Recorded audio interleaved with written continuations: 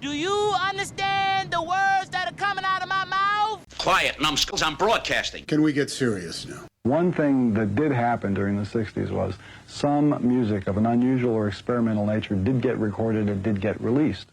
Now look at who the executives were in those companies at those times. Not hip young guys. These were cigar-chomping old guys who looked at the product that came and said, I don't know. Who knows what it is? Record it, stick it out. If it sells, all right. We were better off with those guys than we are now with the supposedly hip young executives who are making the decisions of what people should see and hear in the marketplace. Success in the music business begins with a dream, a vision. This podcast will give you, the listener, the insight and tools to turn that vision into a reality. Meet the industry professionals who work day by day behind the scenes, helping to make those dreams come true. Welcome to the business side of music. Denver-born and recently migrated from New York City to Nashville, Tennessee, A.J. Smith is sitting across the podcast table. Welcome to the show. Thank you so much for having me. It is so good to have a fresh, young face in the studio. You have had quite the career already for being such a young man. It's starting to go. I take it, It's yeah. exciting, yeah. There's a lot of interesting things that have gone on. You had your national TV debut on Kelly Clarkson's TV show. Mm-hmm. That was pretty awesome. You were the semi-finalist in the 2020 International Songwriting Contest. Mm-hmm. It was put on by the Songwriters Hall of Fame. And you won the prestigious Abe Olman Scholarship, right? Yeah. Yeah. At NYU and from the Songwriters Hall of Fame. Yeah. So other than that, not much else going on in your life. Got a new project coming out. Yes. We're going to talk about. But let's go back to the very beginning. Oh, okay. We always like to do with our guests on the show. Reading your bio, you have quite the rich and luxurious past when it comes to creative people in your life. I do. I believe it was your great-great-uncle. I think that's the right number. Ernesto Lecuona. I hope I said that right. Yes. Who composed Malagueña. Now, anybody that was in elementary or junior high school, that was a prerequisite that you had to play that song. Or if you took piano lessons, you had to learn how to play Malagueña, and brought back great memories. And of course, he's written a lot of other great compositions. And then your father literally ran away to join the circus. Yeah. What was that all about? Well, I guess he got out of school and was like, what am I going to do with my life? And the circus seemed pretty interesting. And he joined as a promoter, and they put you literally on the road when you were starting out. And so he was kind of like, have you seen, I think it was with Robert Pattinson, that movie Water for Elephants. And so he was sort of, shoveling the elephant scat and all of that kind of stuff, and trying to sell tickets and getting out there and making sure that the show went on. And you'd even sometimes have to step into the globe of death. So what was the globe of death? I saw you mention that in your bio. Yeah. So we're still friends with a lot of the performers and everything. And so for example, their performer name is the Flying Españas, and so they did this one act where they would be on like motorcycles or dirt bikes or something like that, and they would be going around in this giant metal globe. So they're going around you like upside down and everything, right, while you would be standing in the middle. And they would mess with my dad, where they would be like going by him and they'd like kind of elbow him, and he would be like, oh gosh, now's the day I die. Well, you didn't take that path, I assume. No. How did you get started musically? Well, my godmother was a piano teacher. Okay. And did she teach you how to play Malagueña? No, actually. I think I was a little bit too young then, yeah. But I think the story goes that I was around 3 years old, and even before that, just there's all these home videos of me before I could even speak, sitting at the piano and playing da da da da da, and then like dramatically licking my finger and turning the page of music because I knew that was where it was from, even if I didn't know how to do it yet. And then there's videos of me like trying to figure out and use my ears even before I could speak, how to play a melody on the piano. Wow. And so then around 2, 3, I took the family dog while my mom was in the shower, and as wandering toddlers can be, I wandered down the street with the dog to my godmother's house, and I sat in like her window well that then went down to where her piano studio was, where she taught lessons in her basement. And I just sat there listening to music, and the police had to come and find me. You had a little bit of dramatic flair yourself in your early days, didn't you? Oh, yeah. Oh, of course. You thrill seeker, you. I couldn't help it. You went to school, obviously, got your education, but was music always kind of in the back of your mind of this is something I really want to do? I think I drew my first album cover when I was 8. Really? I've been writing songs with or without lyrics since I was about 6. And then, but I didn't really realize that was a path for me. Yeah. Early on, I didn't have that kind of clarity until, and I think part of it too was, not wanting to let my family down of, which was, they've been so supportive. So, it was ridiculous. But I think there was the expectation of, hey, you're going to go and you're going to get a great education, and then you're going to go and get a great job and have stability for this generation, for this next generation, right? And did they have plans for you other than the music business? I mean, well, were they trying to chart your course, or not fully? Yeah. They've always been extremely supportive. I mean, they had me in orchestra. My mom was the best at finding the extracurricular activities and everything like that. She would go and research, and she found out that there was this thing called the American Youth Philharmonic. And so then it was another orchestra outside of the school orchestra to play in, to like really accelerate your growth in playing. And I played violin in that, which then led me to become a young associate to the National Symphony Orchestra on violin. And then I ended up taking violin lessons from one of the first violinists at the NSO. And so like there was maybe a thought of, well, if I were to go down the music path, and I applied to Juilliard and Eastman and Peabody and everything like that. But I really wanted to go in for writing music as opposed to for violin performance. And I think the thought was that I was going to go to school and do a double major in physics and engineering, physics or engineering. And if I wanted, I could do violin performance, and I could go after trying to become a concert violinist or something like that. But that's not the path I wanted to take. Yeah. So I had some options. I could have, I was really lucky in that I got into some really phenomenal schools for engineering, including Hopkins, and I got scholarships to a couple, which was, I felt pretty guilty turning those down. But I was sitting on stage, and we were performing the orchestral suites for West Side Story. And it gets to, and I think we also played Nimrod at that same concert, which is from, oh my gosh, why am I blanking on the composer? Well, anyways, it was like an orchestral suite kind of show. And we played, like, in the first act, we played, it'll come to me as soon as I walk out the door, Nimrod in that. And then we played the West Side Story orchestral suites, and like some of the most beautiful music ever written. And I started crying on stage. Wow. I got actually emotional on stage because I was thinking to myself, am I really ready to give this up? And am I really ready to not try to move people through music? And so the next day I accepted my scholarship to NYU for music. Who were your musical influences growing up, besides your godmother, obviously, and your great uncle? Who did you listen to as a kid? Tchaikovsky. Really? Which, hey, listen, 1812 Overture all day long, you know? I love his music. A lot. I listened to a lot of classical, I think, because I was in orchestra.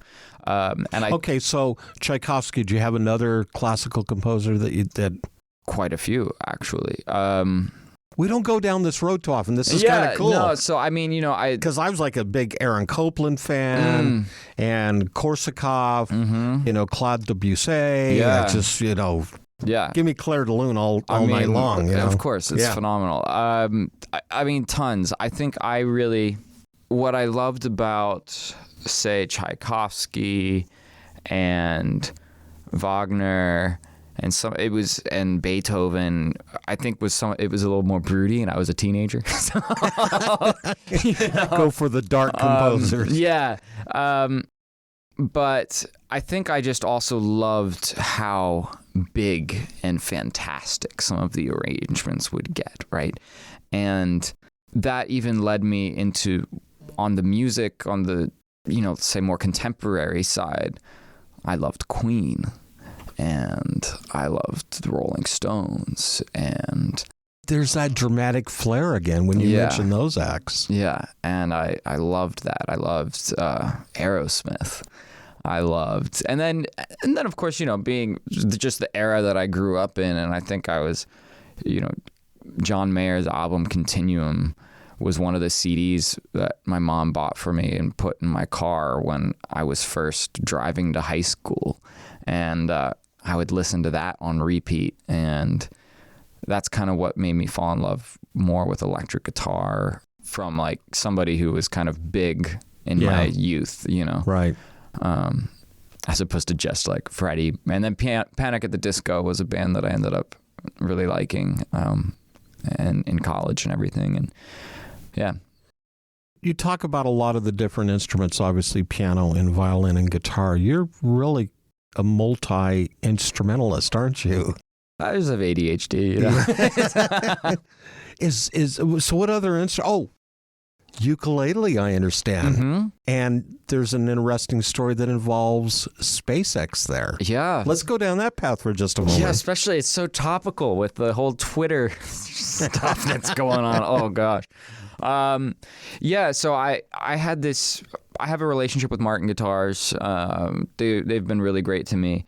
And I'd gone into their artist location in order to just film a couple little videos and try out some guitars and everything like that. And Lynn hit me up from over there and was like, hey, so we have this weird request. SpaceX wants to send a musician, somebody who can play the ukulele up in space. And when I heard that, I was like, I'm ready. Let's go. And then, the back Get half me of fitted that, for that space. I was like, when do I need to report for training? Yeah. Send me up.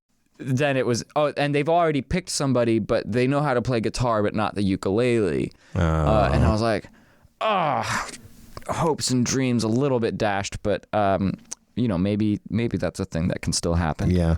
And it turns out that, so Chris, he was going up as one of the astronauts going up, and he needed help learning how to play the ukulele so he could play it in space. And it was he was going to play a song for the kids, St. Jude, and from space, which is pretty cool. Wow! Yeah. So you got to be involved in that. Yeah, and so I did several weekly or twice a week lessons over Zoom with him in order to help him get comfortable on the ukulele, and it was really, really cool. It was a bit nerve-wracking actually watching the takeoff and then also the descent, knowing somebody on there that you have now become intimate with on a certain level. Yeah, I get it. So now I understand why my fiance maybe didn't want me to go.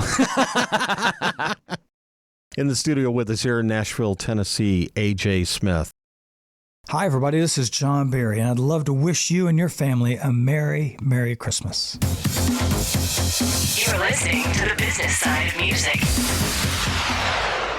Hey, friends. This is Dr. Garrett Hope. I am a speaker, coach, and composer. I am also host of the Portfolio Composer podcast and founder and executive director of the Ultimate Music Business Summit. The third annual Ultimate Music Business Summit is a 3-day virtual conference that'll be held on January 5th, 6th, and 7th, 2023. This 3-day virtual event features over 24 speakers to help you build your music business. As a musician, you care about your art. You want to make a difference in your community and in the world. You want to pass your knowledge on to your students. And you want to do more than trade your time for money and just get by every month. UMBS is all about the one thing you didn't learn in music school, realizing that you are a business. It offers dozens of ways to build a career as an independent musician, including marketing, copywriting, studio development, mindset, money, and networking opportunities. Whether you're a composer, touring musician, studio teacher, recording artist, or professor, UMBS is for you. Get your ticket now at musicsummit.biz. As a musician, you have a dream, that vision of what success looks like for you. Though it's not only about the money, money is part of it. Whether you've been extremely successful or you're just striving to maintain a regular cash flow, you need a plan. Money Concepts can help you develop a customized plan to achieve the financial stability and success you want. For over 40 years, Money Concepts has been providing holistic financial planning services to individuals, families, and business owners. As an independent firm, Money Concepts and their associates are committed to always represent the best interest of the client. It's really about a committed, benevolent interest in them personally. This independence, coupled with that committed, benevolent interest, means they represent you, the client, not a product supplier. It's not about selling products, it's about helping you achieve success. To learn how this can benefit you, contact my buddy, John Adams, with Money Concepts at 737-867-9309. That's 737-867-9309. You can also email John at jadams@moneyconcepts.com. You're listening to the business side of music. Back in the studio here on the business side of music, we have AJ Smith sitting across the podcast table. At what point did you realize that being a classically trained musician, artist, wasn't really the direction you wanted to go? You wanted to maybe lean in another direction. What age did that hit your brain? I was at NYU, and I mean, I think the idea had always been there. It was just something that I was sort of keeping to myself because I didn't think that was possible. Mm-hmm. And I was studying film scoring at NYU. Very nice. And I loved it, and I still do. It's fun to write that kind of music. And I was in a film scoring class with David Spear, who is a fantastic film score composer. I think he's got a couple Academy Awards, or at least one, or several nominations. And one of the assignments for that week, and I just finished doing a rescore of Ratatouille the previous week, and then we did this one. He gave us an assignment of writing a song, because he was kind of thinking, well, songwriting can sometimes be a big part of scoring a film as well. You might write something with lyrics.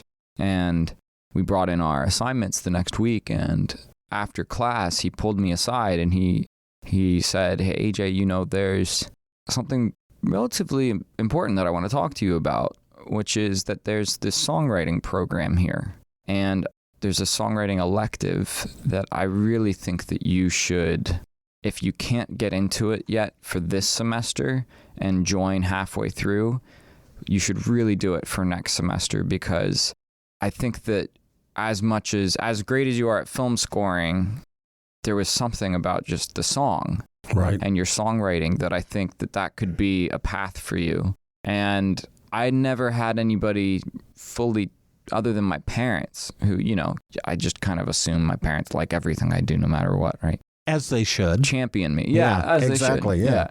And I had those kind of parents. I get it. It's like you could be playing a very out of tune Twinkle Twinkle Little Star and they would still be. Yeah. And so he was kind of the first person that championed that side of me, which was what I had always dreamt of doing, but didn't really see a path. And it was because of that I went down that path. And that got reaffirmed by, Glenn Frey, which is wild. Because you actually got to spend some time with him, right? Yeah. And not a lot of people can say that they got to spend some time working with an eagle. Yeah. Especially Glenn Frey. It's one of those, it's bittersweet, right? Because he's no longer with us, but I'm so unbelievably grateful for that time. I think what I learned, so his daughter went to NYU around the same time that I did, and I guess as you do if you're like an eagle and your kid goes to school, you're like, I'm going to go pop over to the songwriting department and see what's going on over here. Yeah, just see what's going on there. Yeah. See if they're learning anything. Yeah. And popped in and talked to my teacher, Phil Galston, and was like, anybody writing cool songs? And he played him some of my stuff, and he was like, I want to work with him. And whoa. Yeah. That ended up turning into him coming, and he ended up actually becoming a guest teacher of the songwriting class. And then with a handful of us, he also worked very one-on-one. And with me, there were a couple of days where we would work in the studio together, which was unbelievable and unreal. And I had just finished my Brooklyn Nights EP. I was just fretting sending it to him because, I never wanted to ask too much of my mentor. Right. And he was on tour, and I wasn't trying to bother him too much. So I was going to wait for him to get off tour, and then I was going to send him my EP and thank him for all of his teachings and everything like that. And I found out, I think while I was actually on air with my local radio station in D.C. for the first time, that that's when I got the news that he passed. Yeah. You mentioned your EP. You also have quite a few singles out there. One of them, I think is fairly recent, called We're All Gonna Die. Yeah.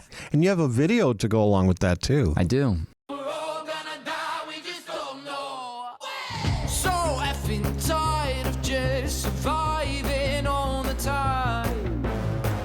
I wanna scream into the night. I'm alive, I'm alive. God, I'm so bored, 'cause every day's been done before. How'd we get stuck inside this life? I want more. It's like 9 to 5, it's 5 to 9, 'cause now you're working overtime. It's 24/7, you're on your own. Can't even cut to take a breath, you're hanging on, there's nothing left. I'm thinking now's the time to go. We're all gonna die, we just don't know. Well, let's make the most of the time that we got left. Let's talk about that song for a minute. How did that all come about? It's interesting. I had actually a bit of a mental health crisis earlier this year. And as part of that, and then also I think there's just a lot of, in this time period that we've, lived in, going through a pandemic, going through seeing that we're at a tipping point with climate change, and just so much kind of just... There's a lot going on. There's a lot going on. And everybody's been through it, and we've lost people. We've maybe felt... and so partly how I wrote this song, I was like, in a way it was like reclaiming power over some kind of darker thoughts, but then also being able to say, you know what? We're all going to die. We don't know when. None of us know. Yep. Death and taxes. That's what's inevitable. Exactly. And do I want to be the kind of person who fears that and goes through life afraid of what I won't accomplish? Or do I want to be the type of person who seizes every moment and just tries to make the most of every second that I got? So that's what I ended up writing the song about. And it connected with people more than any of my other songs had yet up to that point in my life. I think it just crossed 1.3 million streams on its way to 1.4. Yeah, I saw that. You definitely have got some activity going there. It's only been out a couple months, so it's pretty wild. Let's talk about Kelly Clarkson's show. How did that all come about? And what was that like? That was wild. So,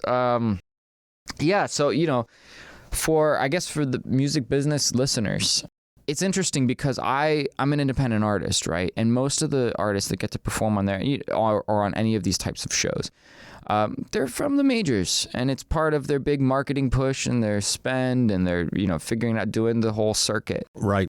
And it's a hustle. And you really have to, I kept sending videos that I would record, performance pre-tapes, to them for a year. And then finally, You just kept knocking on the door. Just kept knocking on the door. And I think what ended up happening was they had some big artists got COVID or had to drop and couldn't do the live, and they couldn't arrange they were sick, so they couldn't do a pre-tape, and them trying to line up.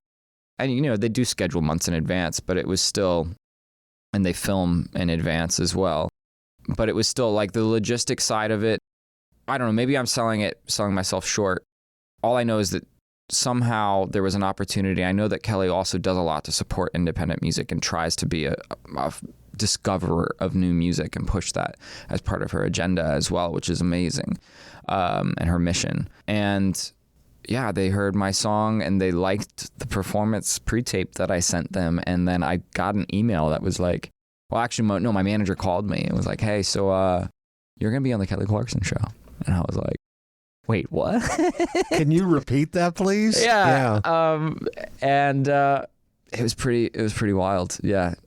So, and they basically said, hey, keep us posted on anything else. And hopefully they'll even have me in the studio next time, which would be really cool. Yeah, that would be. You also have some other projects. You have a song, Famous. Mm-hmm. What's that all about? Yeah, so I wrote that with Kevin Griffin from Better Than Ezra, actually. Oh, yeah. Yeah. And I'd come up with that hook just while kind of contemplating the delusions of grandeur that I have a little bit, but thinking too, you see so many people will get a spotlight super quickly and then they completely change overnight. And then what happens when that spotlight goes away inevitably? Or maybe not inevitably for some, but still. But for so many. Yeah. Yeah. You almost flame out. Yeah. And at the end of the day, you don't want to be a jerk to the people that support you. You don't want to be a jerk to the people who got you there. And I think I wanted to write a song that was kind of saying like, hey, this is what I want. I want to be playing big shows all over the world and spreading this message of chasing your dreams to everybody.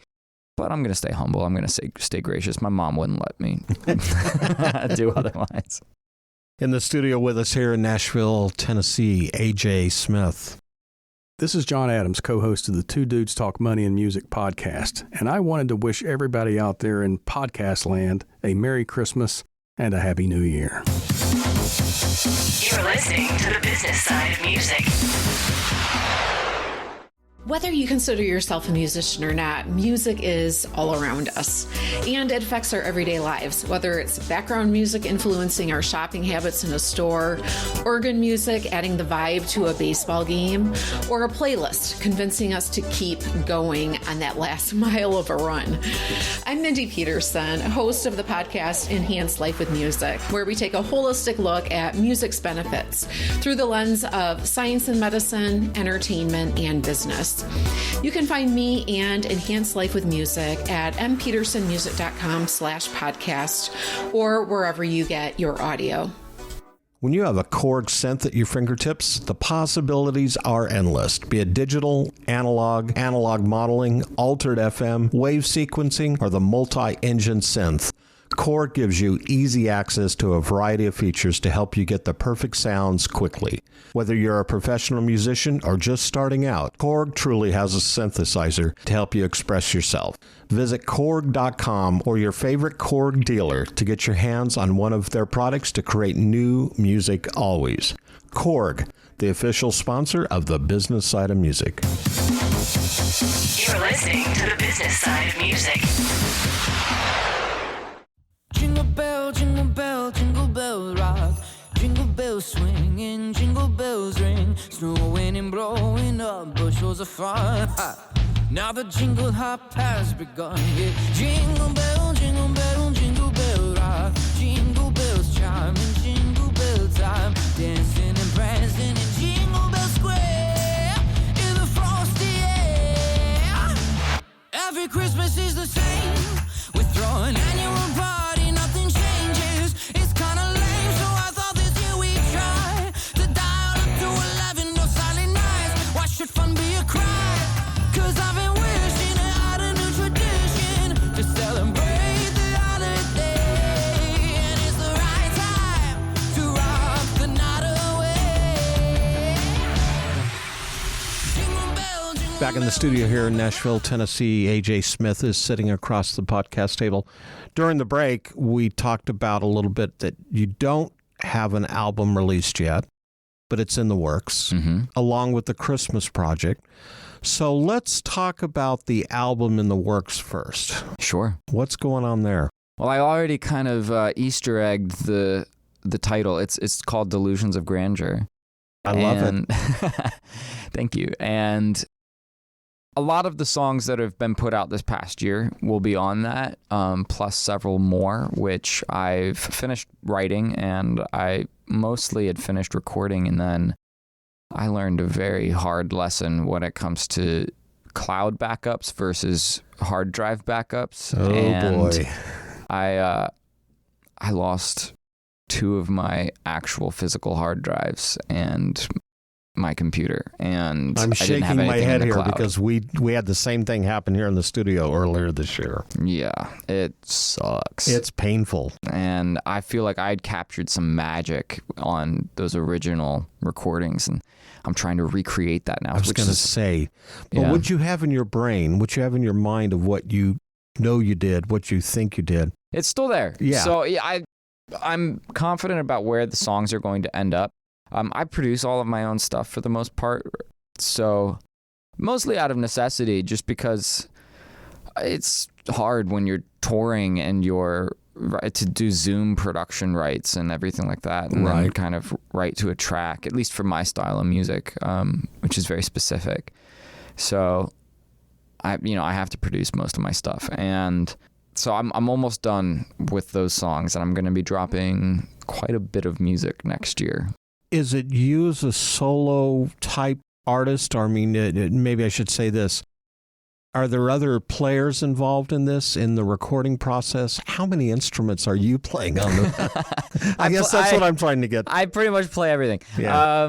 I mean, sometimes if I want live drums on there instead of some programmed stuff, I mean, a lot of just in today's era, even the songs that have real sounding drums, you've recorded in drums and then sample replaced.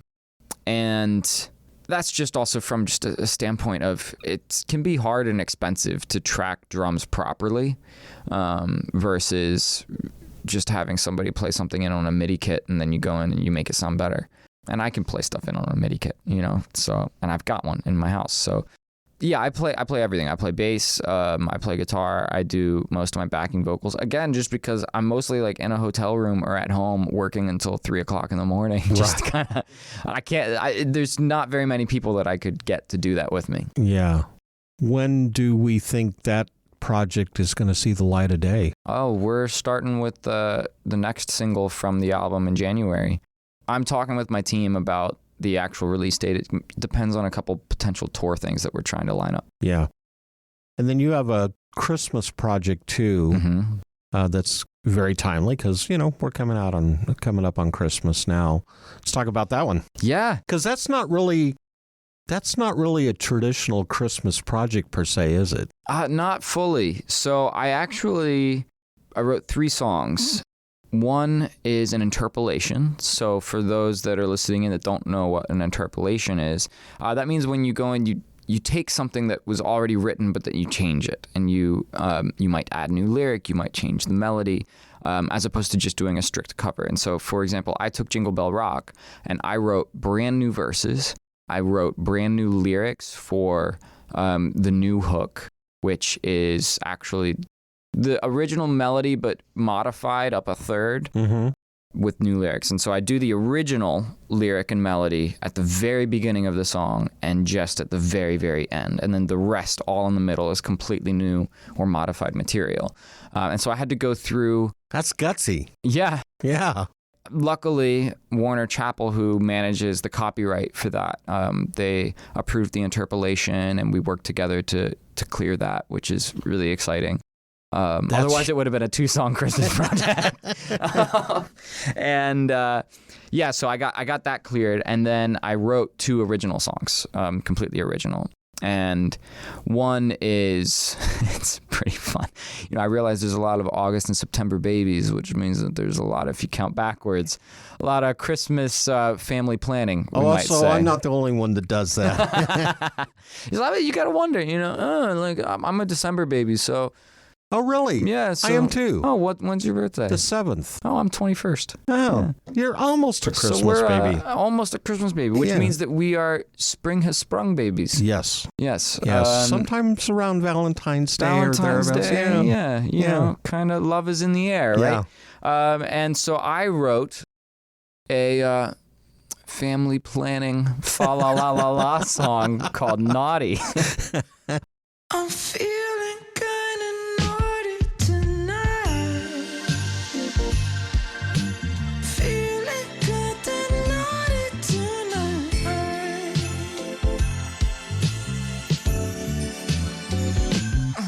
Wearing a little red dress with a bow. Got a twinkle to your jingle singing ho-oh-oh. And I can't focus, maybe one too many hot toddies. Or just the smoke in the room from your hot body. The way you whisper in my name under the mistletoe sends shivers through my fingers like I'm made of snow. You play my heart like a harp, like I'm your new toy. Calling me your bad boy. I'm feeling naughty tonight. Why's being so bad feel so right? Let's take this sleigh and go for a ride. I guess this is a music business, situation. Let's talk about this. So I learned something literally today, right before I came over here, which is that I had the word Eskimo in the lyric, and I learned today that that's actually a derogatory slur. And really, I never would have thought that. Seriously, me neither. And the song is coming out on Friday. And Lizzo had used a term that I guess people I don't even remember what the word was, had taken offense to, and the song had already been out, and so she went back in and redid the lyric and then re-released the song. And so I figure, if anybody's ever run into something where they're trying to release music and then this happens, because it happens, and we can just be ignorant. We don't know, and we're just trying to be hurtful to anybody. What I have now, literally on the car ride over here, I made this plan with my team, talked to my distributor, talked to my manager, and I'm going back to re-record. I already rewrote the line in the car. Then I'm going to re-record it, get the mix sent off, send it back to my distributor, and we're going to try to replace it before, and hopefully it won't mess up my Spotify for Artists playlist pitch and everything like that, as long as we use the same ISRC code. Here's the good news. You're talking about a digital world. Right. Imagine if you had gone out and manufactured vinyl, CDs. Or CDs. Yeah. Let me tell you, from a personal experience, you just want to put a gun to your mouth at that point. Oh. Yeah. So I can only imagine. Yeah. So from a digital perspective, it's at least you can kind of wrap your head around it a little bit and maybe recover. But yeah. Yeah. Because you were going to release this, you said Friday, right? Yep. Yeah. I still am, theoretically. And it's Monday. I mean, yeah. I literally saw an email come in from my distributor as I was walking in here. And they're the ones that brought it to your attention? How did it get brought to your attention? I literally shared my first, because I don't really like to post a TikTok about songs until they're out, or at least the week that they're coming out, as opposed to trying to get giant pre-save campaigns. And, people will talk about whether or not pre-save campaigns even actually work, right? Right. And for me, I'm like, it's a waste of a viral video almost. If I post something and it gets 1 million views, but the song's not out, well, I'll just tell you about it when it's out. Yeah. You lose traction when you do that, I think. Yeah. You only have the people's attention span for, 7 seconds or thereabouts. Right. Yeah. And I would rather you already have the asset to go, or at least it's coming out within a handful of days to build a little bit of hype. And maybe I'm wrong about that, but I don't know. I just think that it directly translates to streaming as well. And it's also less of a transaction with your fan base or with the audience of like, hey, I need you to do something for me. Right. Like go and pre-save my song for me. Instead, it's hey, here's something that maybe you want some fa la la songs. Well, here's a fa la la song that you can put on tonight. So I posted my first TikTok about it this morning. One of the interns from my management team sent it around to just a couple of her friends, or I guess she's actually she's been promoted. She's an assistant manager. Congratulations, Jackie. And yeah, congratulations, Jackie. She sent it around to some of her friends. And we'll see if she's listening now. There we go. She got a shout out. Yep. And then I guess one of her friends pointed out, hey, so I'm actually taking a class on like indigenous peoples, and that's actually a derogatory term. And we were like, oh, crap. Well, we'll fix that. Yeah. So I was today years old when I learned that. But wow. I don't know. I mean, I feel like all I can do is just try to learn and say, okay, cool, let's fix it. And like you said, it's a digital world, so it's an easy. It's an easier fix. Yeah. Still not like it's still a headache. Yeah. I'm still stressing about it. Yeah. But, yeah. You have some tour dates planned? You working on that for 2023? We are working on that. Once again, it's a whole new world out there. You know, the pandemic really, kind of shook everything up and really did a number on everybody's touring calendar. I lost a lot of tour dates that were actually going to be pretty cool. Yeah. And then, it felt like, okay, I've got to build momentum back up again. And all of these people that joined my mailing list 3 years ago at live shows that I had been doing around then maybe don't care about me anymore, or how do I re-engage with them? And I did live streams. I did a weekly live stream for a year. And then I was kind of burning out and I needed to stop.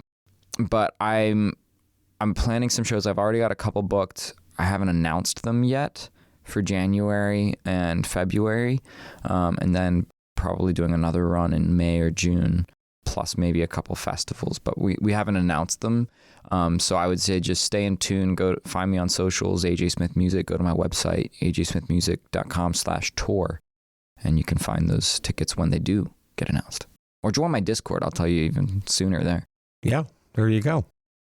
AJ, thank you so much for being on the show. I'm so honored to be here. This is great. Well, thank you. The Business Side of Music is the creation of Tom Sabella and Tracy Snow and is produced by Bob Bender. The Business Side of Music is recorded at Music Dog Studios in Nashville, Tennessee. Production sound design by Keith Stark. Voiceover and promo by Lisa Fuson.